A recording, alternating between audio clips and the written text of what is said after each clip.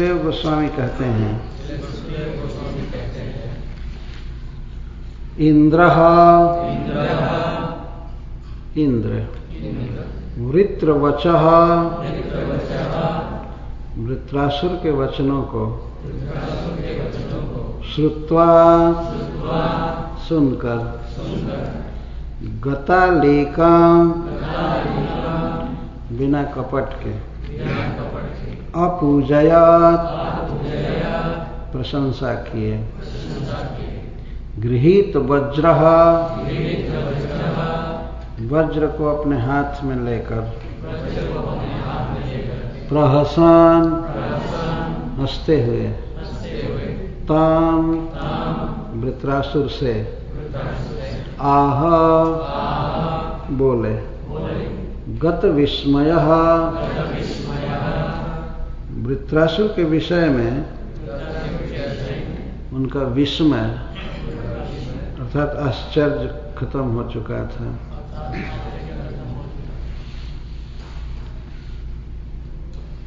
तो इस प्रसंग के पूर्व हम लोग कल सुने थे किस प्रकार वृत्रासुर की भुजा कट गई है और वे भगवान इंद्र को प्रेरित कर रहे हैं कि आप वज्र उठाइए और मेरा वध कीजिए।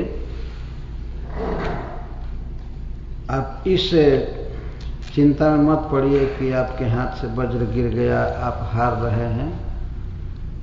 कभी भी किसी व्यक्ति की जीत हो सकती है, किसी की भी हार हो सकती है। केवल एक ही पुरुष है, वो है भगवान विष्णु, जिनकी कभी भी हार नहीं होती है, वो सदा जीतते हैं। और जो कुछ संसार में होता है उनकी इच्छा से होता है। अतः आप प्रयास कीजिए। तो इस प्रकार भगवत भक्ति का, भगवान की महिमा का निरूपण वृत्रासुर जी ने किया खुल करके सब युद्ध के मैदान में। इस बात को सुनकर इंद्रदेव का विस्मय चला गया, क्योंकि वृत्रासुर ने जो गदा चलाया था उस समय और इसके बाद परिघ चलाया था, उससे वज्र गिर पड़ा था इंद्र के हाथ से, तो बहुत आश्चर्य में इंद्रदेव पड़ गए थे कि कौन व्यक्ति है, इतना कैसे इसमें बल है। बहुत आश्चर्य हो रहा था। लेकिन जब वृत्रासुर के वचनों को उन्होंने सुना तब उनका विस्मय चला गया। समझ गए कि ये सब भगवत भक्ति के कारण हो रहा है। इतना जो बल बढ़ा हुआ है और इतना दिव्य ज्ञान शुद्ध है, तो उनका विस्मय चला गया। और वे वृत्रवचः श्रुत्वा वृत्रासुर के वचनों को सुनकर अपूजयत पूजा किए। पूजा करने का मतलब कि भूरी भूरी प्रशंसा की, बहुत धन्यवाद दिए और निष्कपट भाव से धन्यवाद दिए। गत अलीकम, अलीक का अर्थ होता है कपट। कपट छोड़कर भगवान इंद्र ने युद्ध के मैदान में वृत्रासुर जी की प्रशंसा किया, अथवा वृत्रासुर के वचन निष्कपट भाव से थे। तो वृत्रासुर के बात को सुनकर गृहीत वज्र, इंद्र ने वज्र ले लिया हाथ में, जो नीचे गिर गया था उसको उठाया। उठाने में उन्हें लज्जा नहीं आई और प्रहसन हंसते हुए बड़ी खुशी के साथ तम आह वृत्रासुर से इस प्रकार बोले। यह बहुत ध्यान देना चाहिए कि स्वर्ग के राजा जिनको सारा भोग प्राप्त है, वे एक असुर की प्रशंसा कर रहे हैं और स्पष्ट है कि वे अपने में वह उस भाव का अभाव देख रहे हैं जो वृत्रासुर में है। तो भगवान इंद्र युद्ध में प्रशंसा कर रहे हैं वृत्रासुर की। इंद्र उवाच, इंद्रदेव बोले, अहो दानव सिद्धोऽसि जस्यते मतिरीदृशी भक्तः सर्वात्मनात्मानं सुहृदं जगदीश्वरम।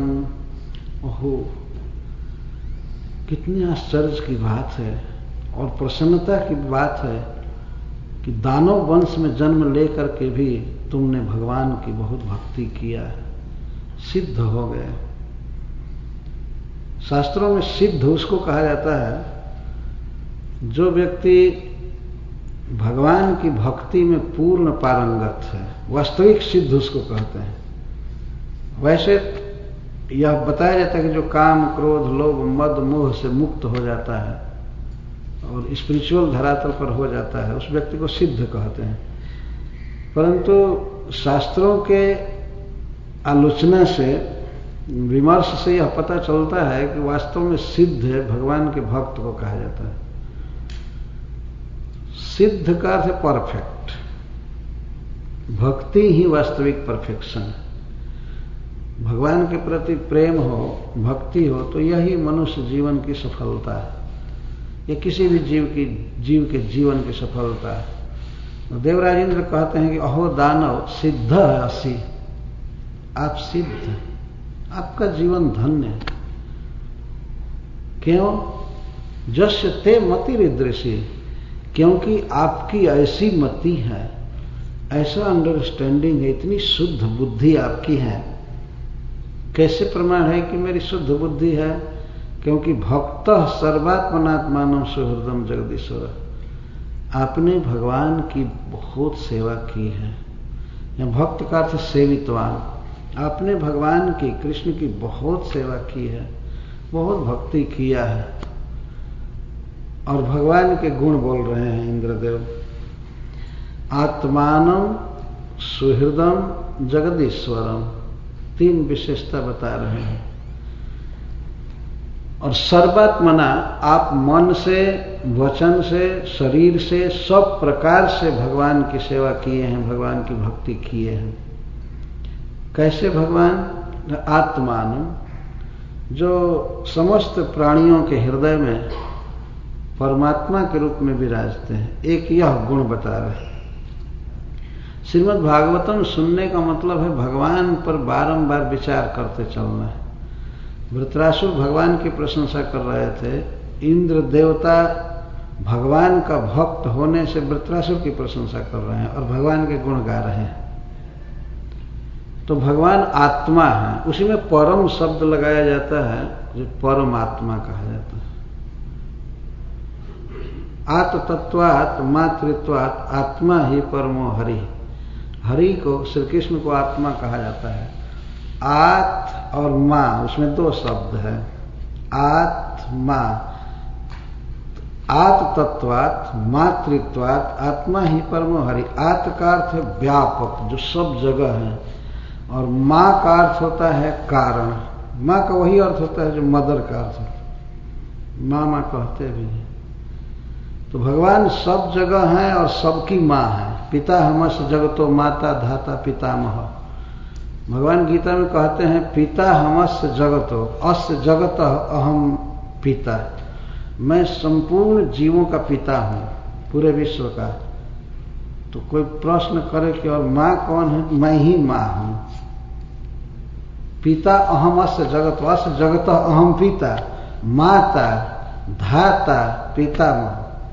मैं ही सबका बाप हूं, मैं ही सबकी मां हूं, मैं ही पोसने वाला हूं और मैं ही दादा भी हूं, पितामह। इतना स्पष्ट भगवान बोलते हैं, मैं ही सब कुछ हूं। तो मां का अर्थ है कारण, जन्म देने वाला। तो संपूर्ण विश्व के जन्मदाता भगवान हैं और सब जगह व्यापक हैं, इसीलिए उनको आत्मा कहा जाता है। और परम, उसमें विशेषण दिया जाता है सुप्रीम, परम आत्मा, परमात्मा।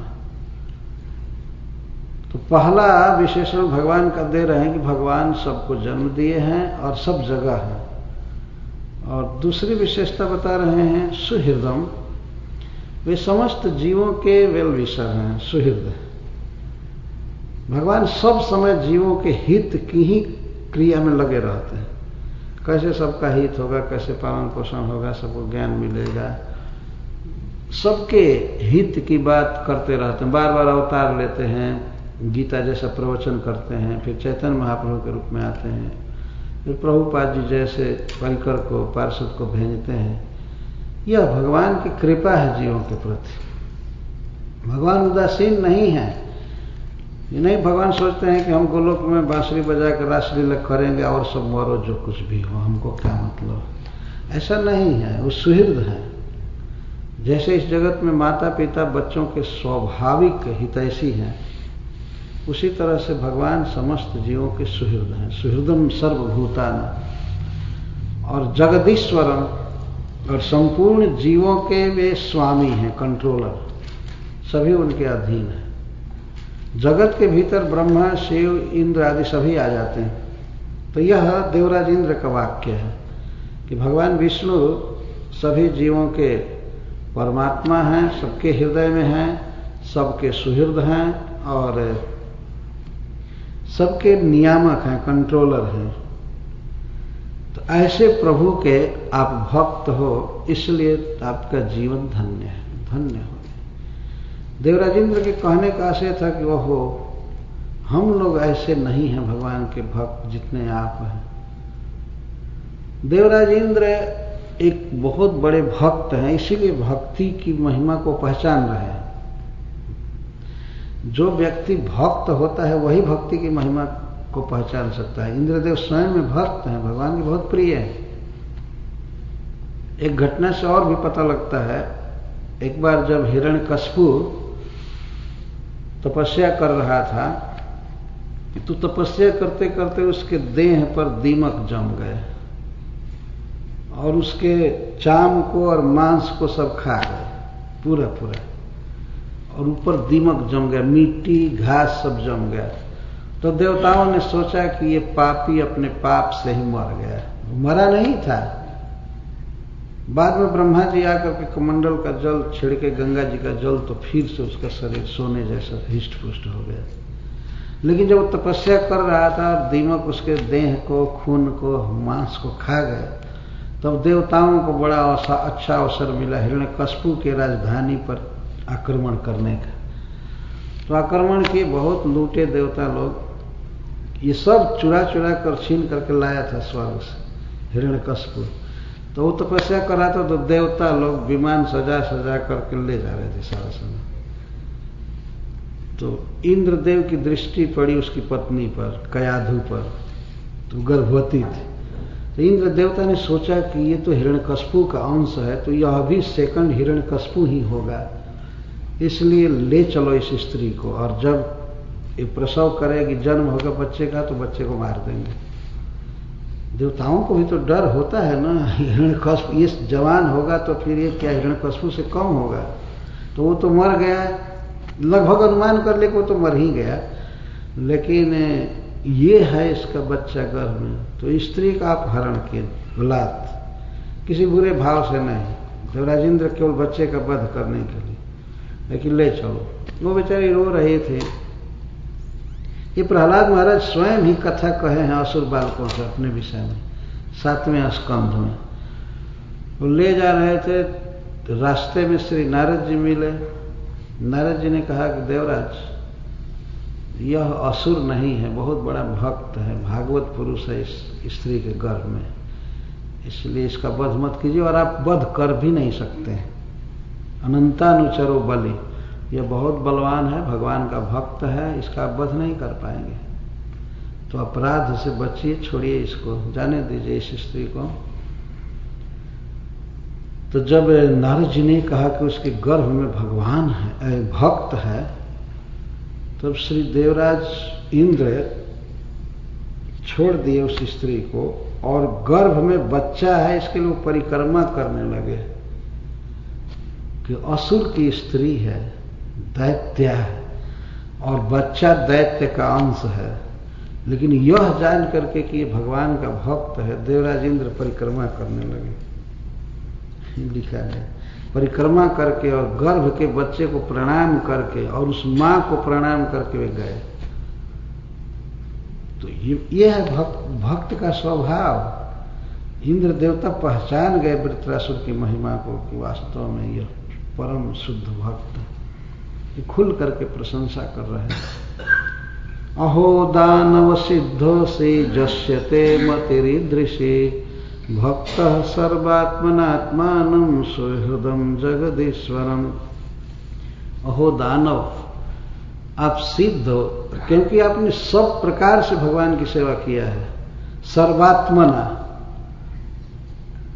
कभी कभी संस्कृत में मन को भी आत्मा कहते हैं, शरीर को भी आत्मा कहते हैं। तो सर्वात्मा का अर्थ है सब प्रकार से आपने कृष्ण का भजन किया है, भक्ति किया है, इसलिए आप का जीवन धन्य है, आप सिद्ध हैं, धन्य है। आपका दर्शन करके मैं धन्य हो गया। इस तरह शत्रु के साथ ऐसी बात हो रही है। और वृत्रासुर जी उनको कह रहे थे कि वज्र उठाइए, मेरा वध कीजिए। वो भी भगवान की महिमा गा रहे थे। देवराज इंद्र भी भगवान की महिमा गा रहे हैं। अब कहते हैं, भवान तार्षिन्मायां वै वैष्णवीं जनमोहिनीं जद विहायासुरं भावं महापुरुषतां गतः। निश्चित ही आपने भगवान विष्णु की माया को जीत लिया है, जो माया सारे जीवों को मोह में डालती है।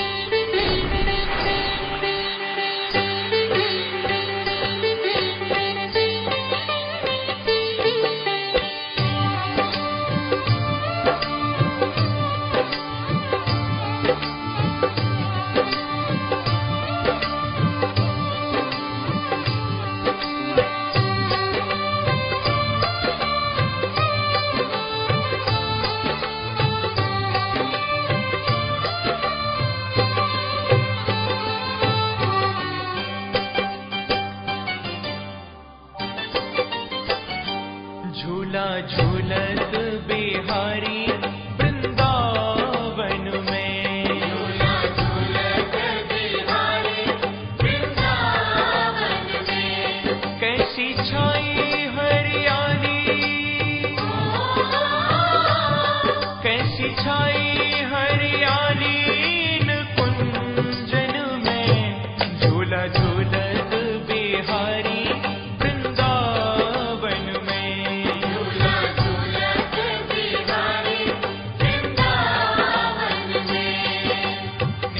सरे सरे मरे मानी न पद मगम सरे।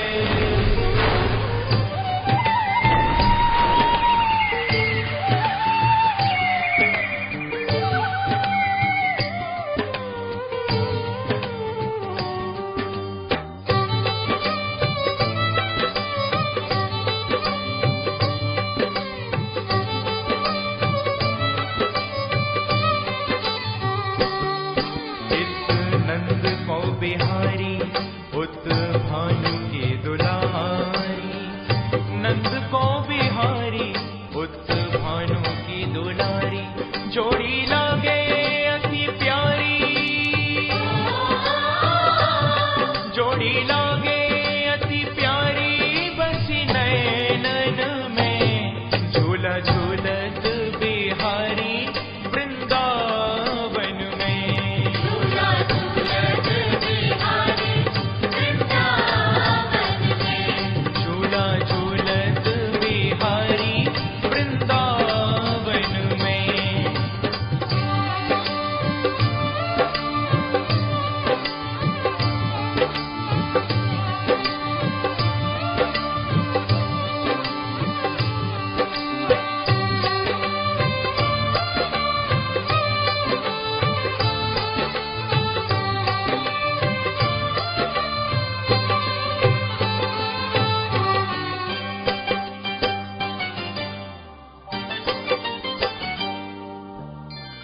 यमुना के कूल पहर सुरंग दुकूल, यमुना के कूल पहर सुरंग दुकूल, और खिल रहे फूल, और खिल रहे फूल इन कदमन में। झूला झूलत बिहारी वृंदावन में, झूला झूलत बिहारी वृंदावन में, झूला झूलत Bihari Vrindavan pani da pa da ma